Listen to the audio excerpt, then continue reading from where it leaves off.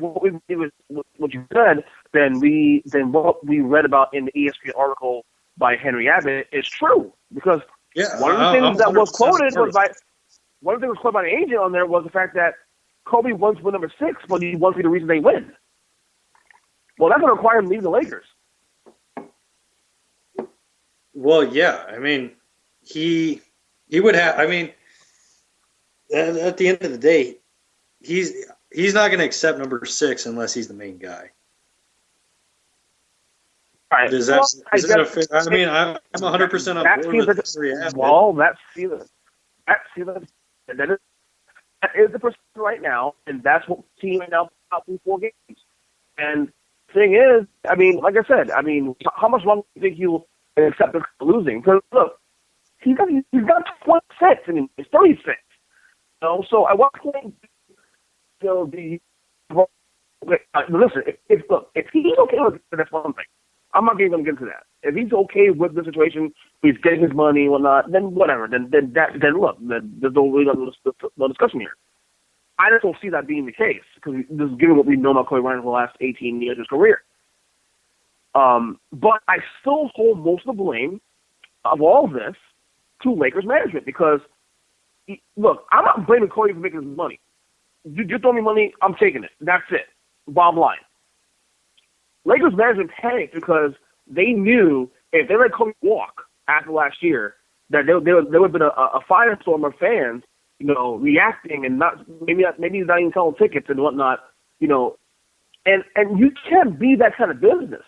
Like, would it be better off as a team to just, you know, get rid of your best player, take the short-term firestorm, but in an effort to bring in new players? I mean, you're the damn Lakers. Perception alone should bring you players to the team. There's got to be something to players not want to play LA with Kobe. I mean, when you lose Shaq and you lose Powell and you lose Dwight and then you interview LeBron and interview Carmelo and none of those guys work out, something has to be up with that. I'm sorry. And if you're a Lakers fan, I mean, you can't be a Kobe fan and then dismiss that, because what we're saying is factual. It's not like we're saying these things as though it didn't happen. It is happening. It's been playing out. So now you have to accept it. Well, and looking at the, the Lakers and, the Knicks, who's more delusional right now that they'll get a free agent realistically in the next couple of years? Well, I have to say the Knicks now, because they have Carmelo Anthony. They have a better player at the position right now for the foreseeable future. They're going to be better sooner because they'll have cap room immediately as the season's over. They also have a stability already in place now. Seems to be with Phil Jackson being president. Derek Fisher seems to do a good job. By the way, Knicks won tonight. They're 2-1 now. It's for the record. So you have to go with the Knicks right now in the short term, because the Lakers are unknown. Like I said, Kobe has another year on his contract. So if we're to play numbers games here, it seems that the Lakers won't, at least minimal 2 years, won't be competitive. Because what are they going to do? There's no move to be made. The only move you can make, really, if you're Lakers, the only move that you can make is moving Kobe Bryant's contract. And they're not going to do that. So you're at an impasse. EJ, you are a father now. Did you go trick-or-treating this Halloween? I did. I actually took him to the local mall here. Now, my little man, he's a year old, year and a half. He wasn't really into it that much, though. We went to the mall, got some candy and stuff. He was just sitting in the stroller, not really. This was his little bucket holding it and stuff. And within an hour, he wanted to leave. He wasn't digging it, man. So we went home after an hour. I went back home and watched cartoons. He wasn't into it. Maybe next year, man. He'll be 2 years old next year. Maybe next year he'll be more a beat for Halloween. It's weird. It's weird. It's like between the ages of 2 and 13, trick or treating. Halloween is cool, and then between the ages of 17 and 24, it's cool. But how much of the candy have you eaten of your? Well, Bob, I'm not really a big candy eater anyway, but I do love Kit Kats. I love Crunch Bars, and he got both. Now my wife took the Crunch Bars, but I made sure I stole a Kit Kat bar before she saw it. So basically, he was collecting candy from me and Mom. So he did his job. Well, my buddy has a 3-year-old, 2 or 3-year-old, and I've been snacking on some. I'm gonna start eating some of the candy that she brought home.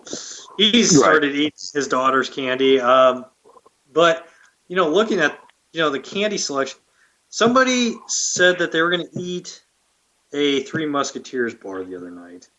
Mm-hmm. Three Musketeers, by far the worst candy bar on the face of the earth. Am I wrong on this? I agree.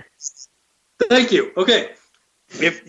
Why would you not get for the same price you could get a Snickers bar, which has caramel, nougat, and peanuts. If you're allergic to peanuts, you just get the Milky Way with caramel and nougat.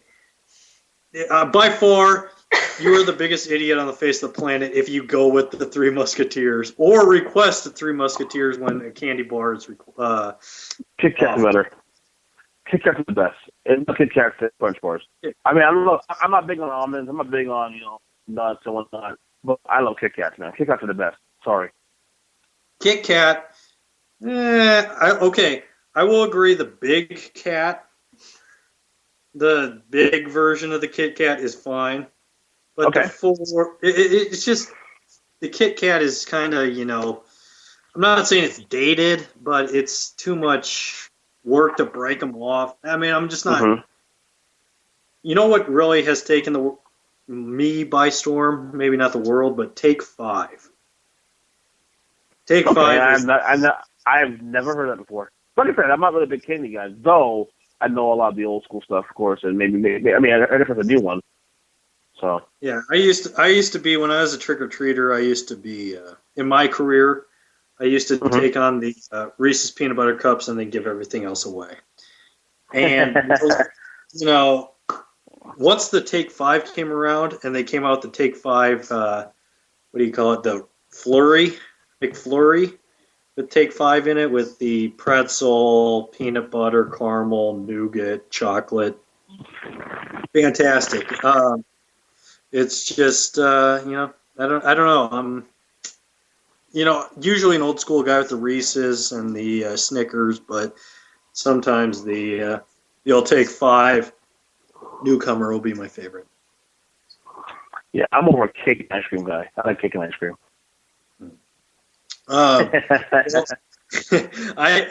like cake and ice cream is fantastic. I don't know if it absolutely you know that. You can't really put it into a trick or treat bag though. Yeah, that's true. You can't put it in a trick or treat bag. But traditionally, what I do every year on my birthday, I always buy Carvel ice cream cake. Always.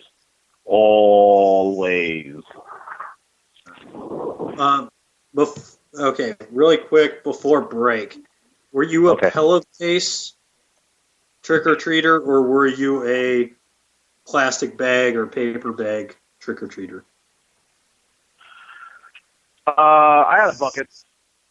Bucket? Now, here's the thing with me with trick-or-treating, though. I wasn't, somewhere between age 9 and 10, and I guess up to maybe the last couple of years, I was not the biggest Halloween fan in the world. I guess because maybe because certain religious views.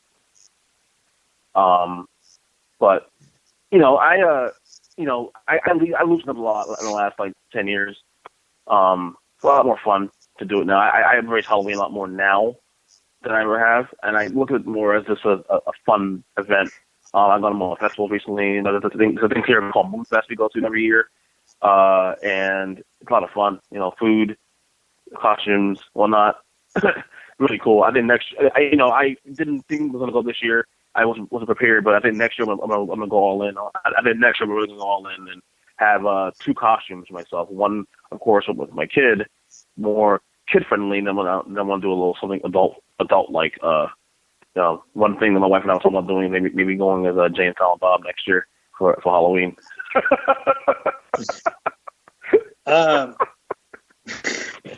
We we are going to go ahead and take a quick commercial break for no commercials, but some music. On the Bob Sullivan Show here on LateNightSportsRadio.com.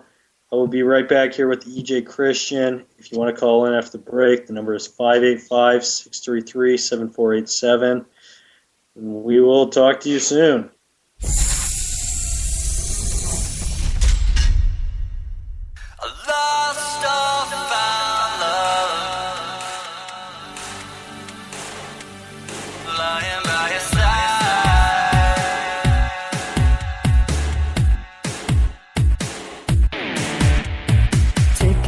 Second to keep breathing in the moment before it's gone. You never know when love is lost until you find just what it costs to be wrong. I wonder if you think of me passing by, you think you see me coming. I wonder if you pull me in, kiss me just one time again.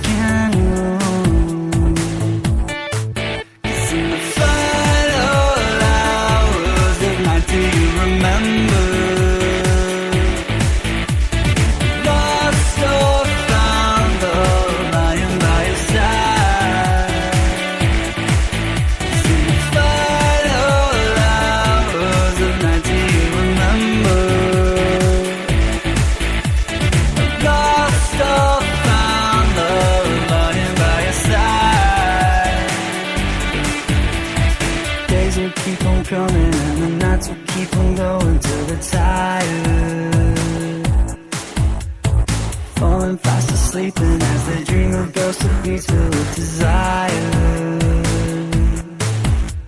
The trance of life is all around, a chance to take is always found. Oh,